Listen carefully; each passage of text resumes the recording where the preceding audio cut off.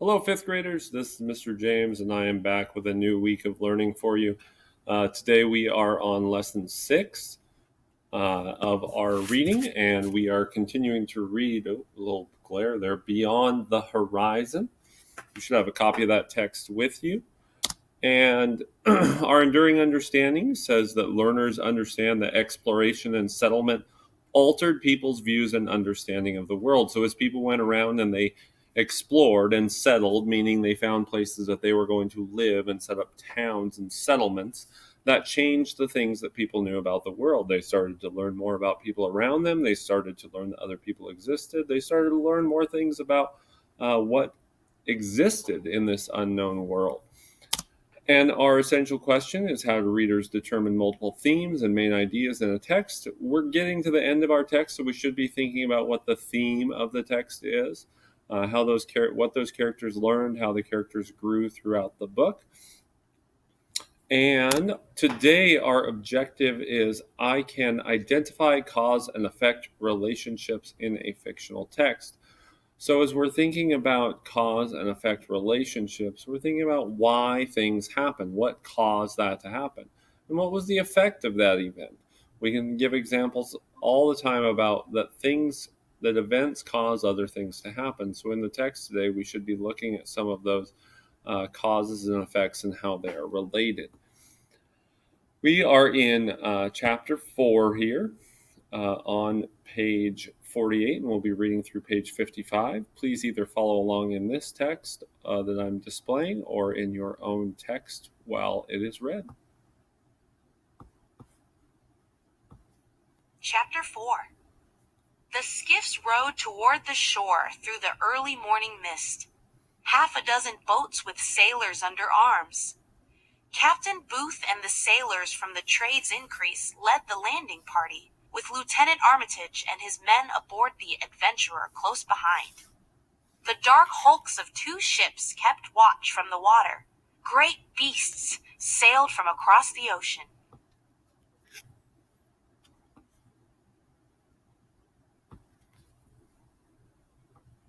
Captain Booth's boat was the first to grind onto the soft bank, and 2 sailors jumped into the ankle-deep water to hold it fast.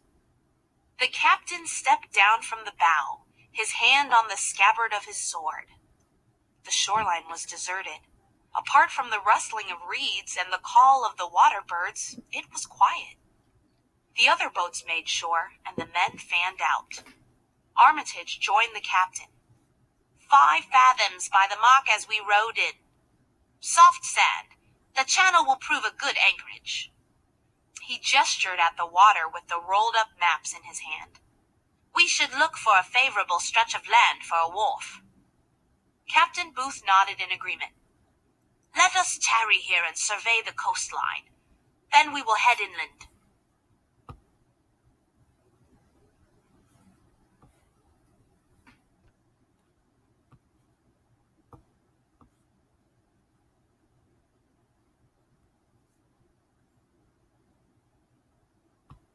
It was her turn. Sarah stood by a small circle drawn in the dirt. Around her in the clearing were Priya and her friends, laughter in their eyes.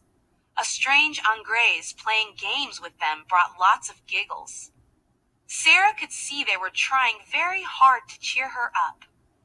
She managed to smile and pushed her headscarf onto her shoulders, sizing up the smooth stick in her hand, which she'd figured out was called a danda. On the ground was a smaller piece of wood cut to a rough point at both ends, the gilly. Sarah struck at one end as she'd seen the others do, sending the wood spinning upward. Then she swung as hard as she could. Wood met wood with a crack, and the gilly flew off across the clearing. The girls on the other team cried out. One of them jumped to try to catch it, but it was too high and it dropped safely to the dirt behind her.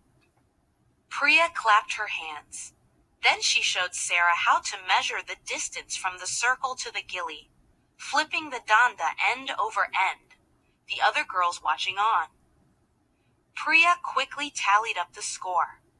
She and the other team captain, a girl named Abha, teased each other.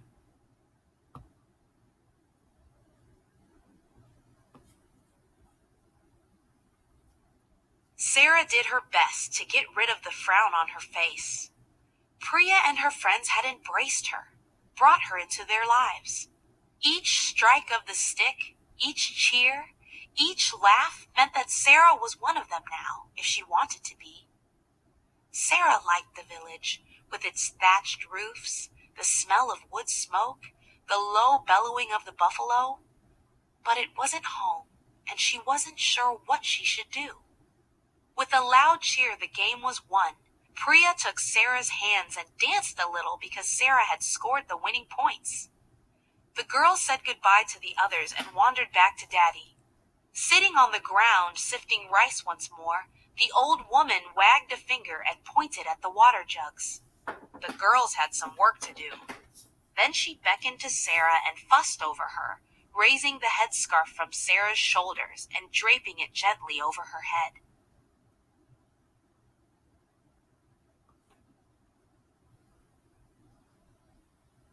Sarah watched as Priya balanced the round jug on her head, supporting it with a single hand. Sarah decided it was best to carry hers under her arm as she followed Priya down the dusty path to the river's edge. The girls had not traveled far past the village walls when they came to a halt.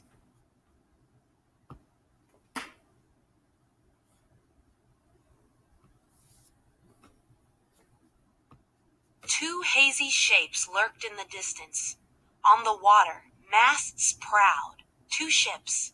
Priya had seen them too. "Father!" Sarah gasped.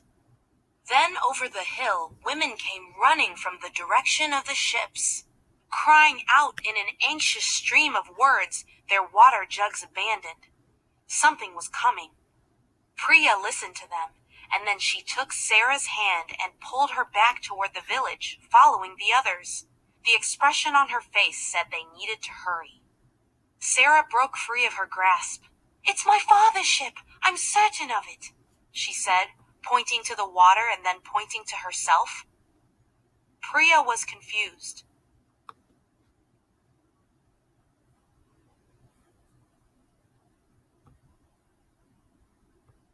"Priya!" There was a shout. A group of men from the village came running through the fields behind them, led by Priya's father.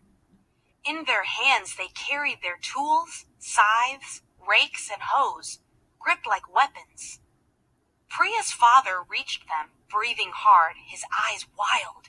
He grasped his daughter by the shoulders and pleaded with her to hurry back to the village, his voice urgent, imploring, and worried.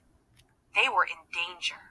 The villagers spread out over the path, tools in front of them, not sure what to expect coming over the hill. All right, and we'll figure out what is coming over the hill next time that we read. Thanks so much for joining me today.